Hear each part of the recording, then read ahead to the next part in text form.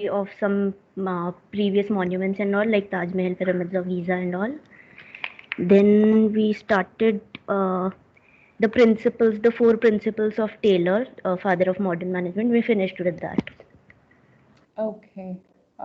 Did we come and talk about organizational behavior, Robert Owen, Hugo Munsterberg, scientific management selection, psychological testing, MBTI, Myers-Briggs types indicator? No, ma'am, we just did. We talked about Adam Smith, like the history Right. part, and we talked about major approaches to management. We covered it, like the basic slide. All right. Perfect. Perfect. Thank you. Thank you so much. And that gives quite a clarity. Okay, so we'll finish this off today. Management models is what we were talking about. It's like revisiting the history. So, in that context, it all began with the early monuments. So, you can have an appreciation coming from there and see how the principles of management in practice were followed through. Right, and then we did talk about industrial revolution and the contemporary approaches. I'm sure I would have explained, and the principles of scientific management. Taylor's contribution and Henry Fayol is what I think we need to talk today. Let me share the content and see if this was the same slide that we were on.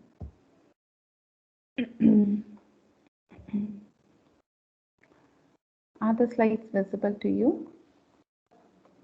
Yes, ma'am, they are visible. All right, thank you.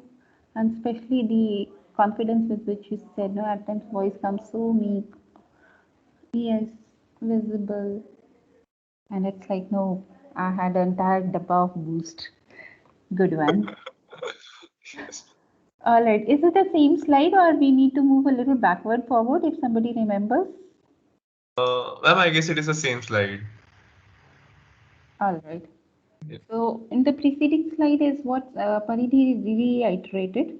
So it's something that we recall through Paridhi that this was discussed through F.W. Taylor Principles of Scientific Management, and this is where scientific selection and training or your JE exam or the CAT exam, TOEFL, IELTS or the other exams, competitive exams are being designed such a way to measure your aptitude either for engineering or for management or for your English aptitude, right? So that's where it is. General administrative theory is another aspect of it, coming into the classical ones. Henry Fayol is a propounder for it. Please remember, Henry Fayol said that organizations are an important constituent, and he talked about principles of management. Please don't be confused. There are four principles of scientific management coming from F.W. Taylor, whereas Henry Fayol has proposed 14 principles of management, 1 4 14, something that we have already talked through and will cursorily pass through. This is a question open to the house. Do you think we have scientific management principles? See, it was in 1911 that principles of scientific management were proposed. Do you think they are still relevant today?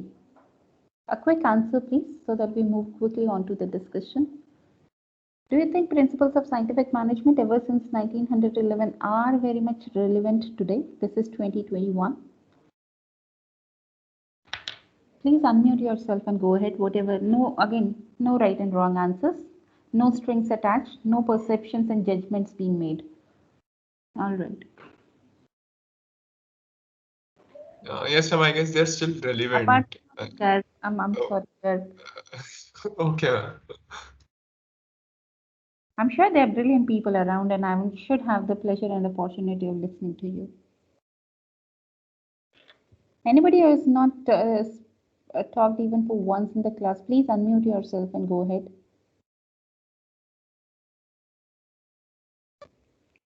Ma'am, they do seem relevant.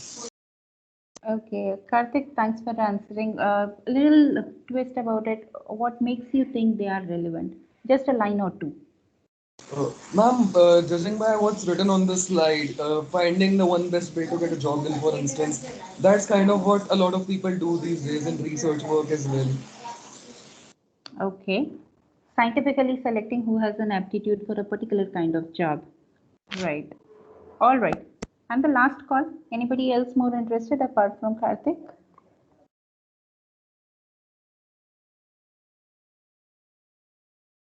Yes, no? Okay. Yeah, Sagarika.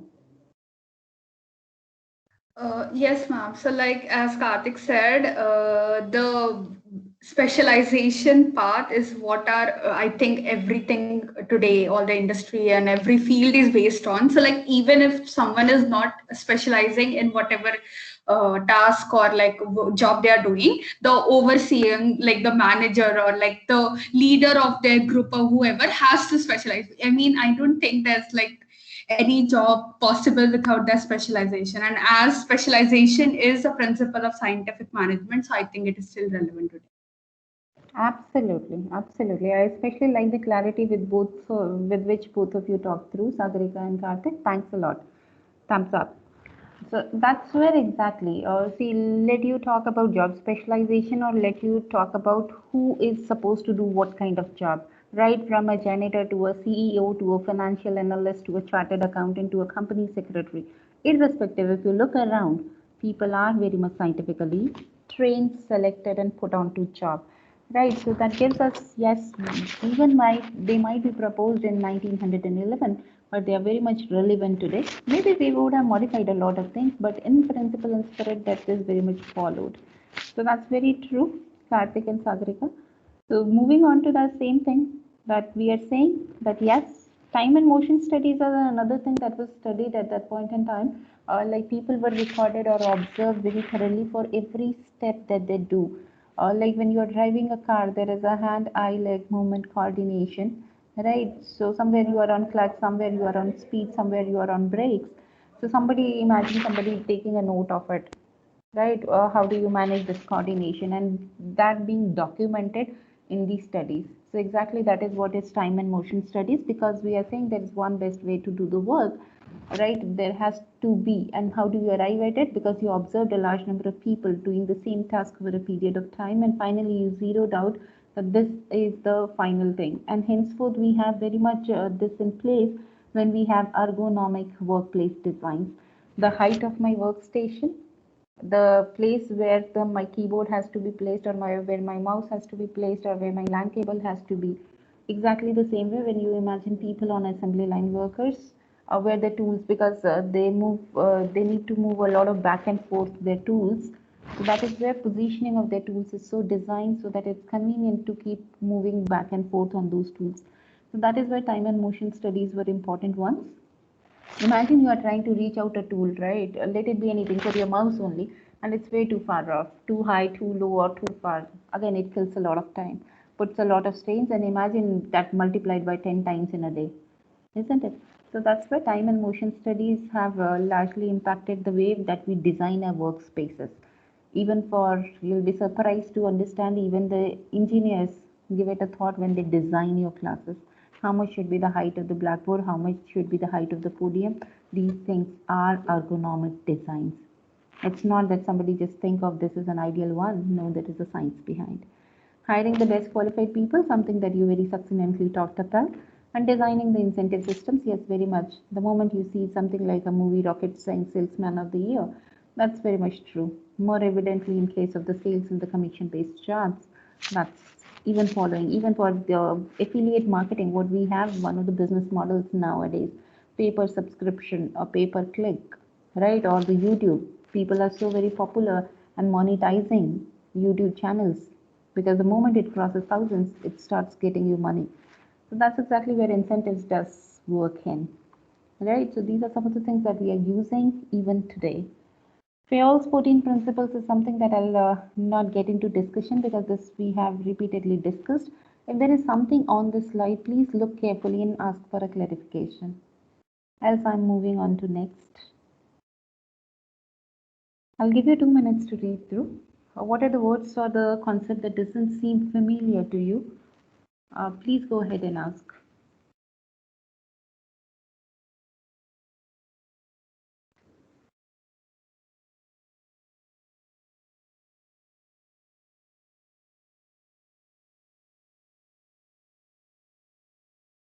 I have switched on to another screen. In case you have put up your raised hand, I'll not be able to see. Please unmute yourself and go ahead.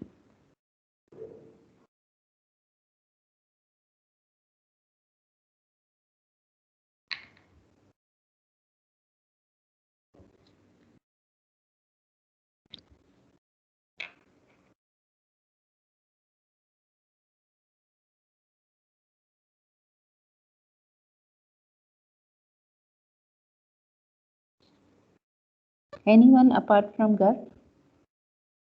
can give me a head start like yes, no, or anything which needs clarification or.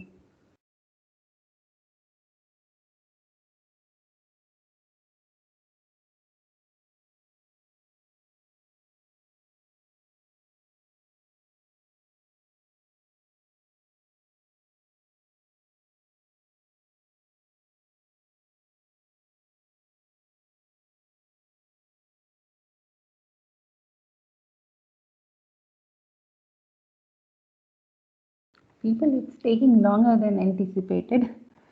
All good. Or everything is kind of out of syllabus. Yes, all good, ma'am. All right. Do you know Spirit de Corps? Rest all we have discussed somewhere or the other. Spirit de Corps. Anyone? So, we have teamwork and team spirit. Oh wow, amazing. How do you know that? Ma'am, I had French OE in the third Oh. semester. Really, please see. Good one. Super impressive. Uh, I thought it's only me who could answer, and I was like kind of surprised and taken aback. Like, how come somebody could bang on so precisely? Yes, absolutely. This is a French connotation for the team spirit. Wow, amazing to see French coming in.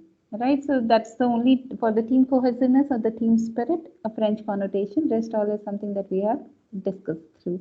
Please revisit. This is the last vertical of the discussion because the contemporary, the latest one we have already discussed as systems approach and the contingency approach. So the second last one for us to discuss is organizational behavior. Look at the any of the business tycoons or any of the young entrepreneurs or any of the Indian unicorns. That's exactly where one of the things that it stress is people are the most important assets in the organization. Let it be a founder, establisher, entrepreneur, or let it be somebody who works for an organization. In that context, like, can you recall what Falguni Nair does? Who is Falguni Nair? Quick scratch your brain exercise.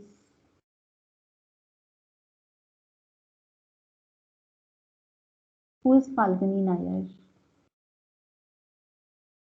I'm sure people would have heard of Falguni Pathak, the singer. Ma'am, is she the founder of Nykaa? Sorry, come again. Is she?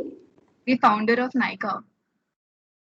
Yes, absolutely. This was rhythm answering, is Yes, it? ma'am. Yes, ma'am. Absolutely, 100 on 100. She's a founder of Nykaa and she started this company at the age of 49. She's an IIM Ahmedabad pass out, and she's one of the she's not one of the, but rather she's the only second self-made women billionaire in India, right? And recently, very much Nykaa is in news because it's a startup, right, which is going to launch this IPO, initial public offering. That means it would be listed on a stock market and people would be able to invest into the shares. Imagine the phenomenal growth that Nykaa has gone into. And more so, it's not into a discount game. What it played the game on was in terms of offering the luxury products online, which were otherwise not available online, and a very diversified product portfolio. Again, why I'm citing Falguni Nair here in organizational behavior is just to drive a point because people are exceptionally brilliant.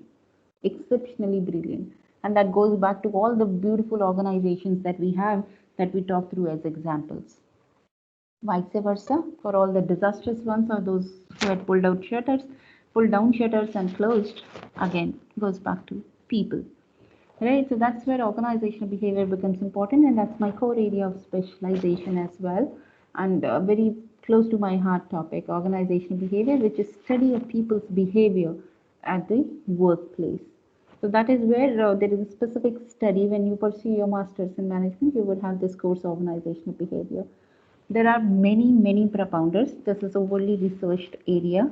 So we'll restrict ourselves only to the four major ones. Anyways, you'll get a flavor of how well it is researched when we talk about motivation and leadership theories in Unit 3. We'll at least have 10, 15 of the propounders who have given major theories there.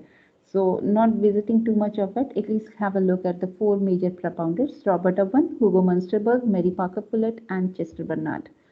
So this is where Chester Bernard is one of the names you must have recalled, because we talked about definitions of organizations and we did stumble upon Chester Bernard. Right, according to Chester Bernard, organizations are what? Social systems. Of course, it's about people. Since it's about people, it's a social system that it is. He believed that the most important job that a manager is supposed to do is communicating and stimulating. Because the moment you motivate people, they can be the best version of themselves, which otherwise they might be happy in their own cocoon spaces, comfortable in their own comfort zones. Right? So I'm happy doing my work. There is somebody who pushes you to give something extra, and you never know. Right? That's where the motivation comes in. That's where the communication has an important role to play. That is another contribution. And said that organizations were open system. We've already seen what do we mean by systems? A set of interrelated yet interdependent components that have a unified whole output. Since organizations continuously interact with the business environment or with the society, that's where we call organizations as open system, because they exist right in the same ecosystem as we as society exist, right? So this is one of the small subsections of the society, and it has a continuous interaction. If it doesn't go well, we all know what has happened in case of Tanish, the boycott, because society, for a section of society, it was an offense, right? The same has happened when we had a fuel price hike. People started talking, everybody on social media was just waiting for one thing, and that one thing was Amul take on fuel prices. And perhaps Amul happens to be one of my personal favorite examples when it comes to branding, advertising, and taking dig at things. Right, so in the most witty way, there is an entire story. If time permits and this interests you, you can go back and read through that. They have been very particular about the kind of stuff that they take digs at, let it be the political ones or the social ones, economic ones, anything. And they have even visited jail, right? They have even been jailed. The advertisers behind this campaign have been even jailed for the very satirical take on things, right? So that fuel price also, they had one. That's most classical one. So that says that this is why is it happening, because it impacts everybody around. So exactly going by that same logic, society organizations operate in a business environment in a societal context, since they continuously interact in terms of where would people come from. They come from society, right? Where do their products and services sell? It again goes back to the consumers. They come from again the societal section. Since it has a continuous interaction outside its own setup of infrastructure or the processes and systems, this is called as open systems. Then the Robert Owen in late 1700s said that one thing that was a concern was that was a time when it was too much of illiteracy, too much of poor conditions, too much of unemployment. So pathetic working conditions. That can be true even in the scenario now, right? That was where I was mentioning Nike for all the wrong reasons to employ people in sweatshops in China. That was news headlines. All right, so there could be a lot of factors, or even the most branded leather purse that you flaunt around would have ended up somewhere in the shanties of Dharavi slums, right? But the only difference is Dharavi people work at their own pace and convenience. They're at their own places. Wherein, as an employer, if you put in those pathetic working conditions, you can be sued, right? There is a lot of brand goodwill that will go down in case you are the one. So that is where deplorable working condition was one of the problematic areas, right? That was one. And since it was a problem, proposed that there should be idealistic workplaces. You might not have a five-star kind of facilities available, but at least give people a proper working space so that it's comfortable doing their work, not be the luxuries. Then argued an important aspect which we follow even till date as a very basic notion of HR, which is whatever is the money that you are spending on your people, please write off that as an investment. Change your perspective, not as the cost. So this reminds me one of the beautiful corporate joke that goes around like there is a conversation going between the HR head and the chief financial officer, CFO. And this is regarding an upcoming training which the HR has proposed and it has to be approved by the finance for the budgeting purpose. There happens in this context, there is a conversation that's happening because when somebody is put out on training, the person is not working, so that's cost. Again, when person is put on training, then there is somebody whose fees has to be paid. Infrastructure has to be built in, right? The consultant fee, the training material, the travel allowance, the boarding, lodging, a lot of stuff.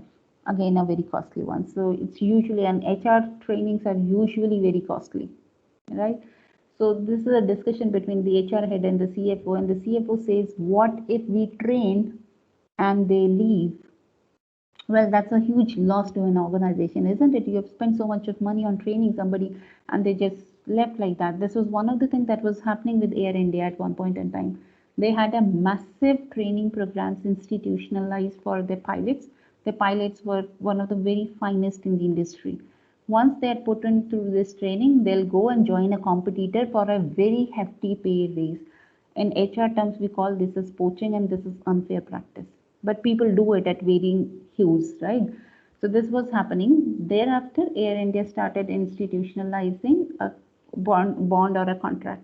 For a specified amount of money, for a specified period of time, you need to put in your service.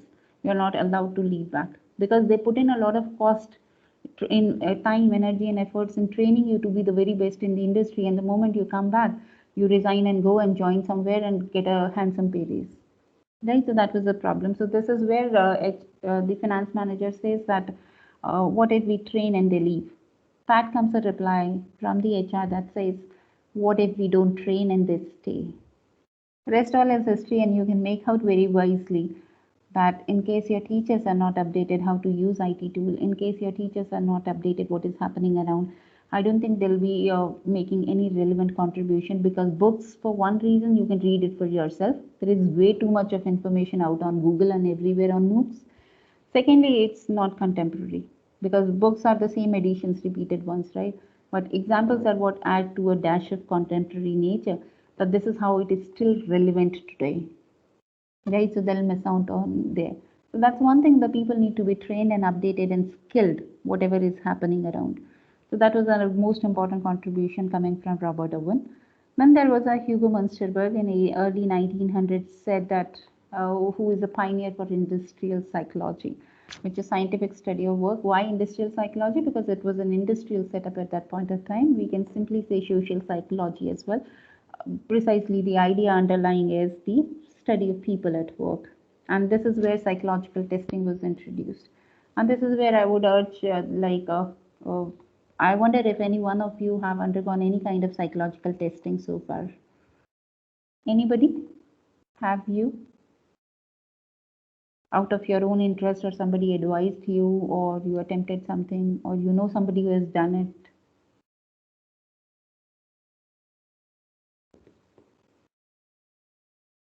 No, ma'am.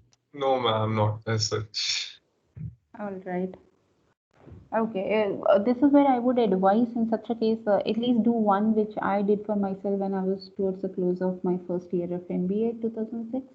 And this is Myers-Briggs Types Indicator, MBTI, a powerful personality test, and that indicates a lot of your bent of mind, your careers, your interests. Be very honest with these tests because your results in summary would be directly dependent upon however you have responded. So at least try to be as honest with yourself as you could be, and whatever you'll get as an outcome would be certainly an eye opener. At that point in time in 2006, it advised me certain career options based upon my likings and the kind of person that I am. That I can be a good counselor, I can be a good doctor, I can be a good social service. Doctor ruled out, counselor ruled out. I see that as a part of teaching. But yes, then it said that I could be a good social service activist. Well, that's on my bucket list. And I could be a good teacher. Well, that's left to you for judgment. But then the point I'm saying is, based upon that interpretation, you get a feel for your own self. How are you feeling? How are you liking? What kind of person that you are? Your likings and dislikings.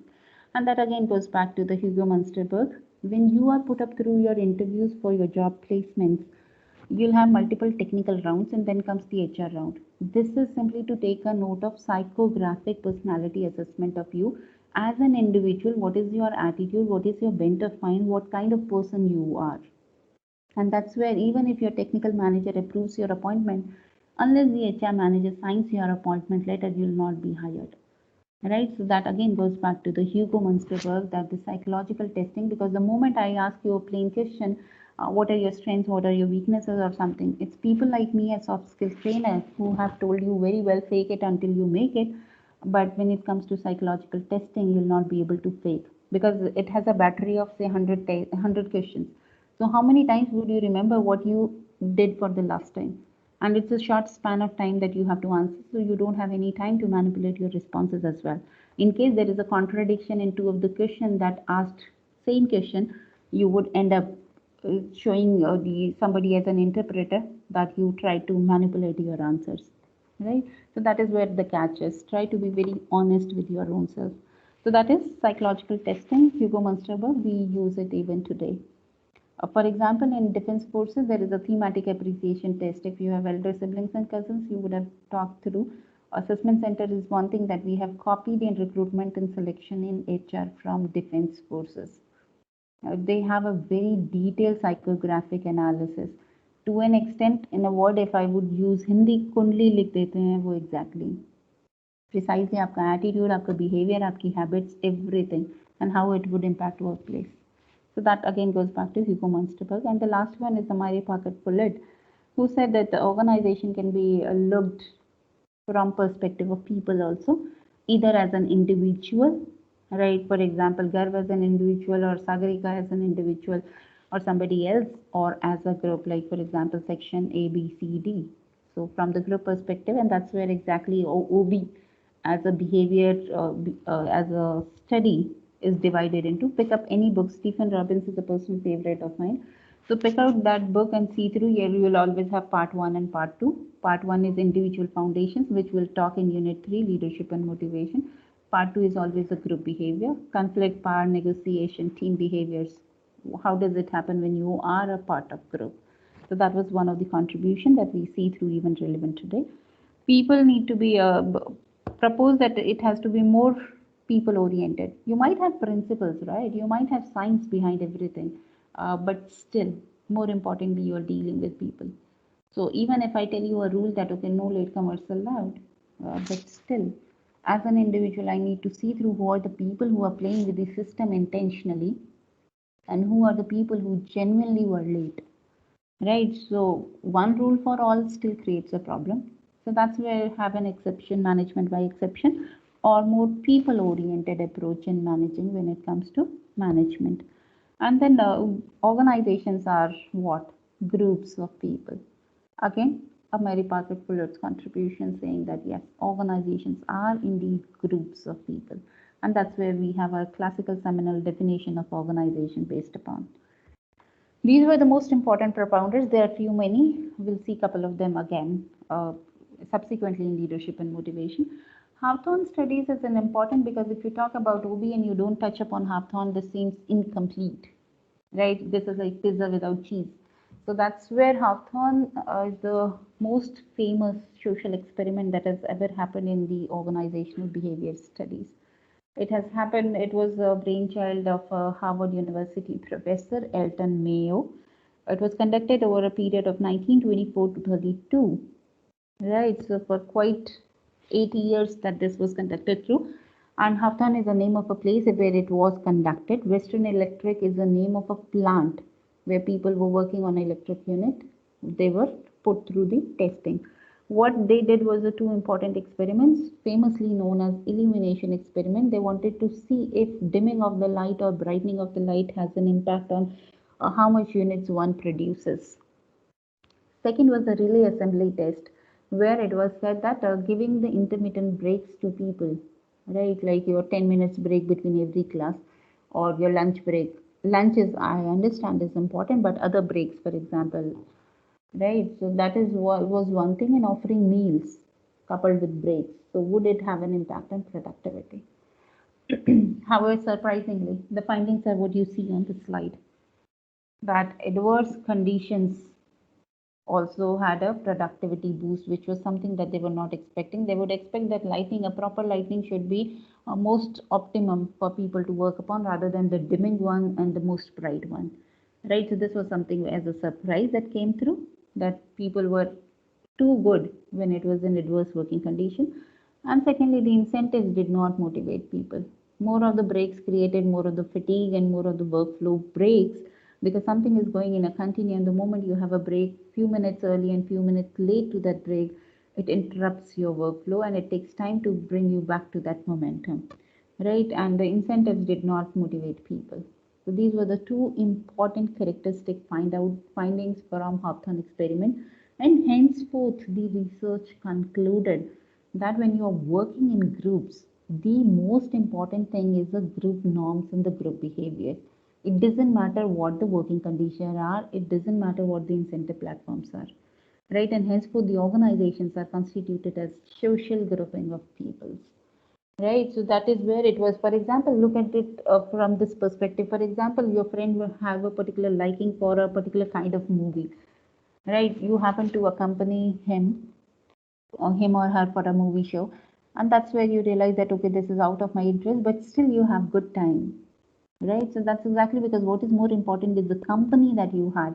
Exactly the same way when you are in the organization, even if you have a pathetic boss around or pathetic working condition, you'll still be happy tossing around because you have a good company to come and acting as a buffer. You can blurt it out to somebody and you can be happy again.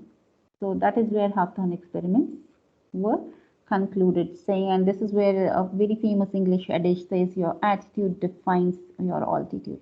So that's where it all boils down to your attitude, right? So group norms are important. How do you interact with your group people, right? That's the fundamentally most important thing in the organization. So this is where we finish up contemporary, something that we've already talked through. Good enough to close, shall I?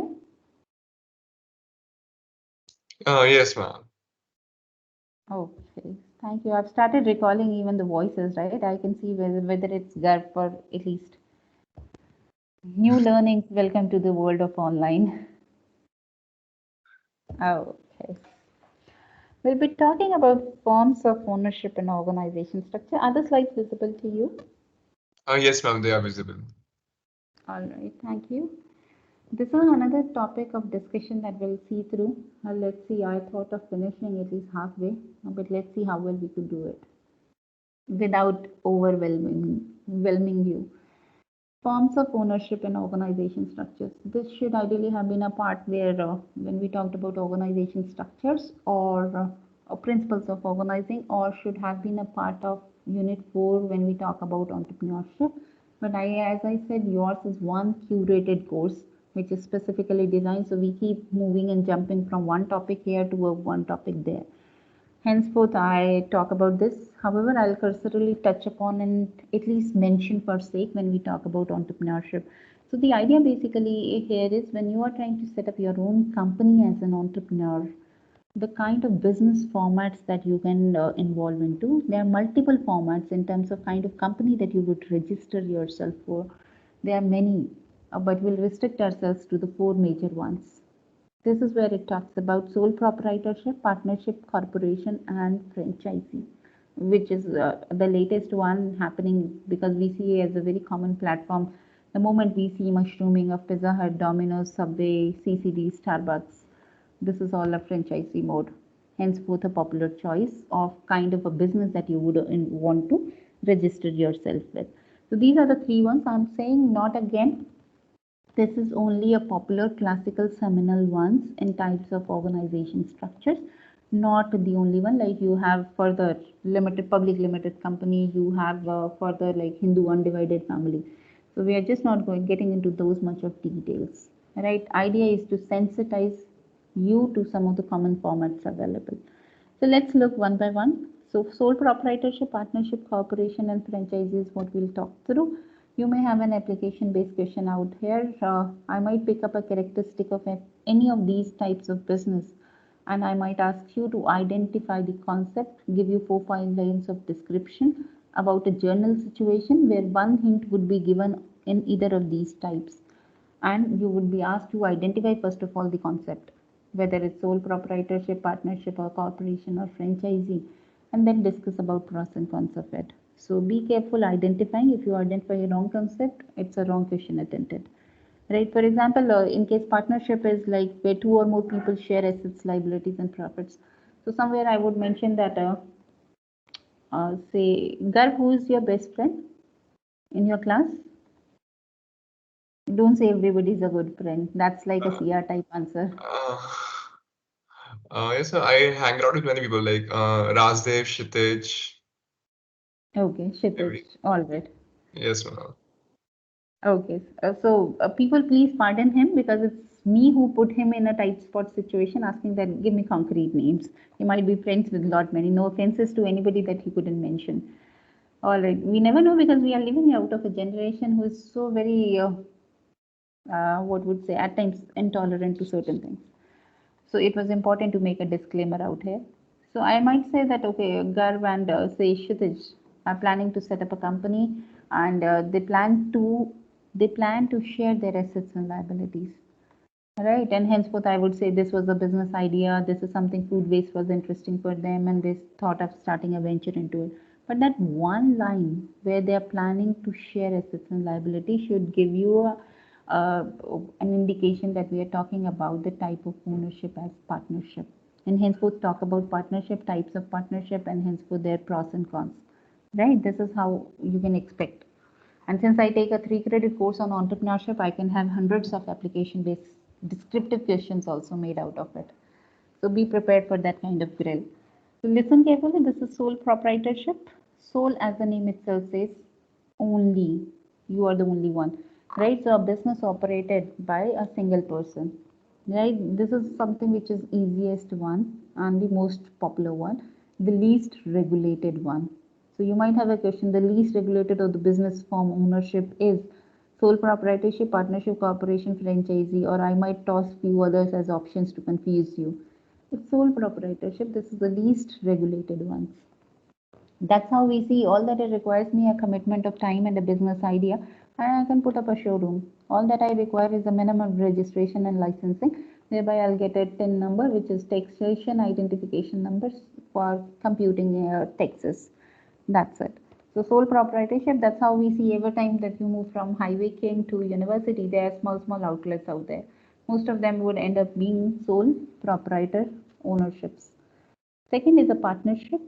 Again, a popular one, the next popular in the list, whereby two or more people, minimum is two, more could be any number. Two or more people share the assets and liabilities and profits, something like Ola and Uber, something like Byju's, two of the friends started, or something like Infosys, 8 of the engineering graduates like you started.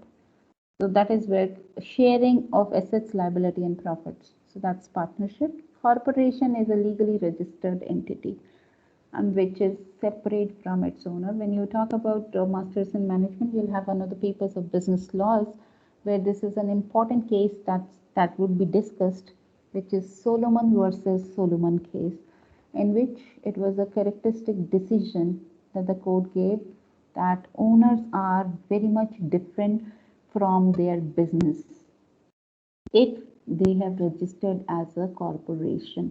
So that's one of the best advantages why people register their company as corporation, because God forbid tomorrow in case it goes defunct or bankrupt, you can always be saved. Your personal property, bungalow, fleet of cars, everything which is personal to you apart from business will not be encroached. You would have a limited liability.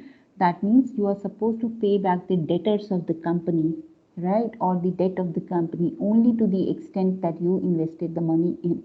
It's not that somebody can approach those who debtors who are seeking money, those can approach and ask you to sell off your property legally and to pay off, right? But then the catch here is this is the most regulated. You would need an entire what say army of people to navigate through it. Like you need chartered accountants, you'll need company secretaries, you'll need board of directors, board of governors, monthly meetings, and independent directors, so and so forth, right? Because this is most regulated one. But the best advantage that it comes is a limited liability, right? You are only supposed to pay back to the extent of investment, and you are very much separate as an individual from your company, right? So the company, your registered corporation XYZ, is very much different from Garv as an individual. He might have whatever, like a penthouse or maybe a few bungalows or maybe few cars,